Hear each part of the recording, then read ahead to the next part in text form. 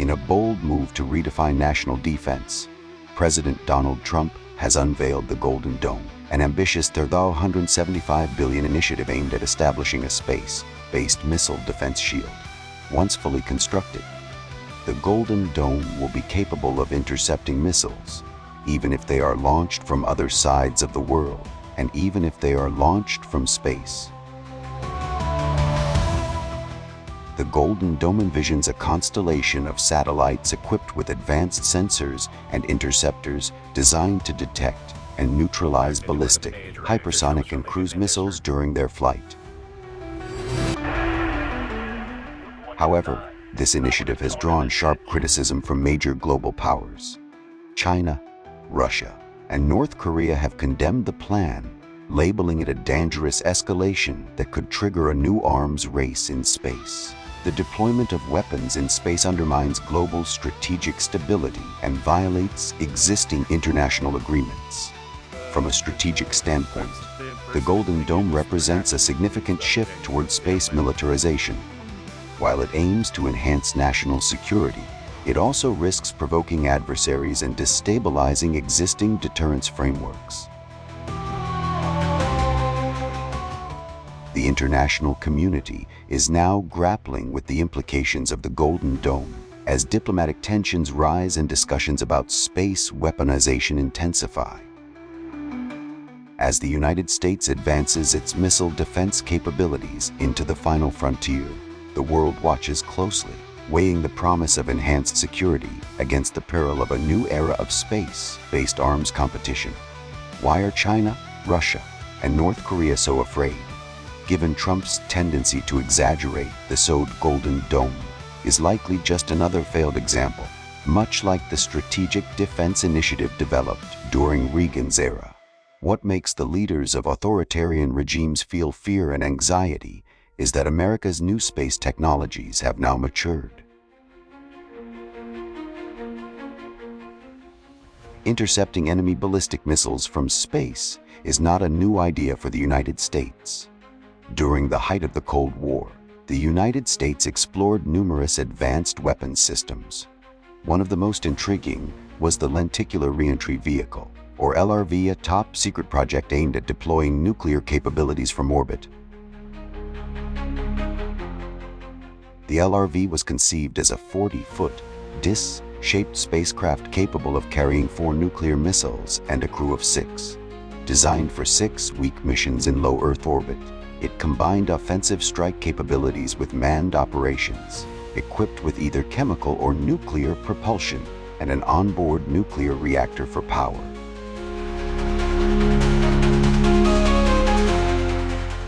The LRV could maneuver in space and deliver its payload with precision. Its lenticular shape was chosen for optimal re-entry characteristics. Managed by North American Aviation at Wright-Patterson Air Force Base, the project remained classified until 1999. Declassified documents revealed the extent of the program and its ambitious goals. The LRV represented a significant leap in strategic thinking. By placing nuclear weapons in orbit, the U.S. aimed to deter adversaries and maintain a technological edge. However, the technical challenges were immense.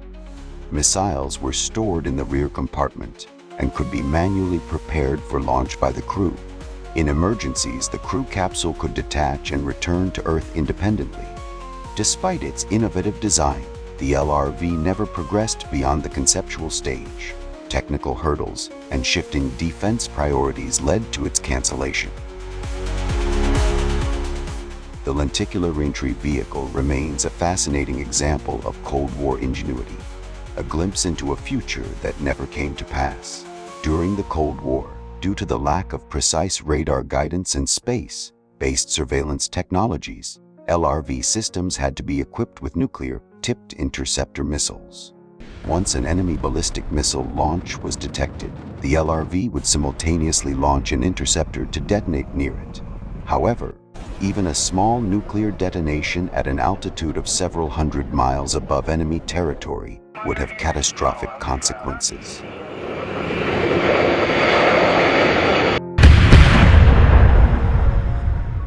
It would would generate an electromagnetic pulse, EMP, capable of causing nearby aircraft and ships to crash or malfunction, while ground-based electronic devices, from handheld gadgets and medical equipment to water supply systems, would be completely disabled.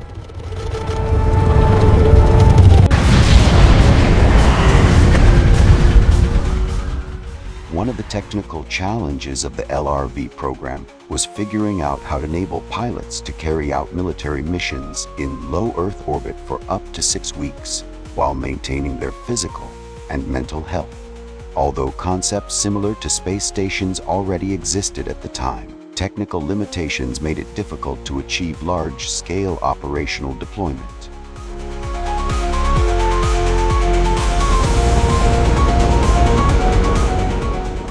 In the early 1980s, NASA introduced the Space Shuttle program, marking a new era in space exploration with reusable spacecraft capable of carrying both crew and cargo into orbit. Designed for versatility, the shuttle facilitated numerous missions, from deploying satellites to conducting scientific research, demonstrating the potential of reusable space vehicles.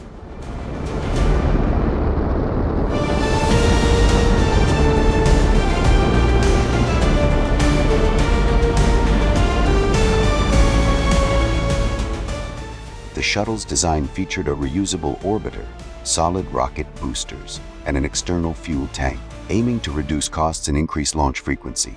However, the program faced significant challenges.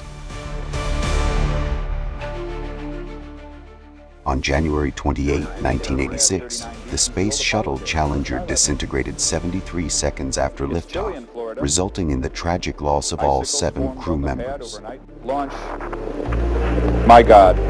1 minute 15. There's been an explosion. Velocity 2,900 feet per second, altitude 9 nautical miles, downrange distance 7 nautical miles. This is not standard. The Challenger disaster underscored the risks inherent in spaceflight and highlighted the need for rigorous safety protocols and engineering assessments. Tragedy struck again on February 1, 2003, when the Space Shuttle Columbia broke apart during re-entry, claiming the lives of all 7 astronauts on board. The design, construction, and successful flights of the Space Shuttle undoubtedly propelled the U.S. space military program forward significantly, even enabling the Strategic Defense Initiative vision during the Reagan era. However, as the shuttle's drawbacks gradually became apparent, such as mission durations limited to 16 days, overly complex inspection and maintenance before each launch, and the heavy loss of crew members due to frequent mission accidents. These factors contributed to the failure and impracticality of the Strategic Defense Initiative.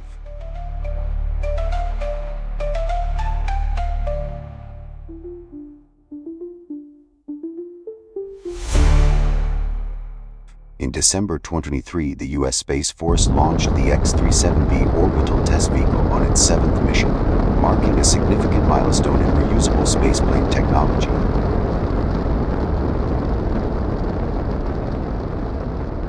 Developed Boeing in collaboration with NASA and RPA, the X-37B is an autonomous, reusable spaceplane designed to operate in various orbital regimes, testing advanced technologies and conducting classified missions. In January 2025, President Donald Trump announced the GoldenDome initiative, a comprehensive missile defense system aimed at intercepting threats from space.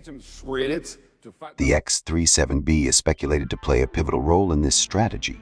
The X-37B's ability to stay in orbit for extended periods and perform complex maneuvers makes it a prime candidate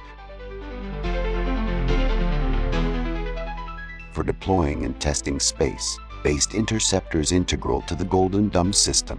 During its latest mission, the X-37B executed era-breaking maneuvers, technique using atmospheric drag to alter its orbit efficiently, demonstrating its agility and fuel conservation capabilities. The GoldenDome initiative has drawn international scrutiny. Nations like China, Russia, and North Korea have expressed concerns over the militarization of space and the potential escalation of an arms race. As the X-37B continues to push the boundaries of space operations, its role in future defense strategies underscores the evolving landscape of military technology and the importance of maintaining strategic advantages in orbit. The X-37B has already completed multiple missions in space, accumulating over 4,000 days of flight time in orbit. Its longest single mission lasted 98 days, far surpassing the original 6-week duration limit set for the LRV program. Now, military analysts believe the X-37B is being equipped with 4 next-generation orbital interceptors capable of destroying enemy ballistic missiles during their boost phase. Seconds after launch, interception during boost phase is a game changer. It leaves the adversary no time to deploy deploys or maneuver.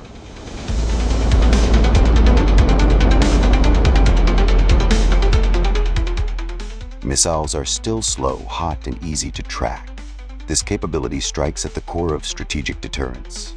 China, Russia, and North Korea are alarmed, not because of propaganda, but because their missiles could be rendered useless before even leaving the atmosphere.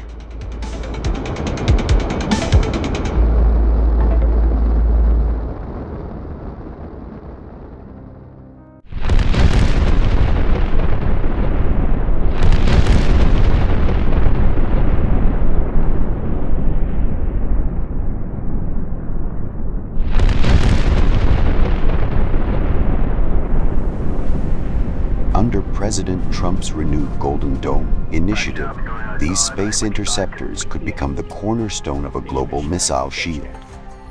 Offered on a subscription basis, America, under this model, would offer space protection services to Asian allies. It's not just defense, it's geopolitics mixed with business. The message is clear: pay for protection or face the void alone. It echoes Cold War-era doctrines, but in the space age, deterrence is no longer just about mutual destruction. It's about one side being untouchable and the other defenseless. The X-37B is no longer just a testbed. It's a strategic vanguard, silently orbiting above, possibly armed, certainly watching, and it may be the spearhead of a new age in space dominance.